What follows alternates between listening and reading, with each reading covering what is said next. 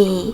In front of me is ASUS Zenfone 9 and today I would like to show you how you can change apps permissions on this ASUS. First of all, you need to access devices settings, scroll down and click on privacy section. Then choose permission manager and tap on one of your device's features, like location. Now you need to click on one of your apps, for example calendar, and click on one of those options. Allow only while using the app, ask every time, or don't allow.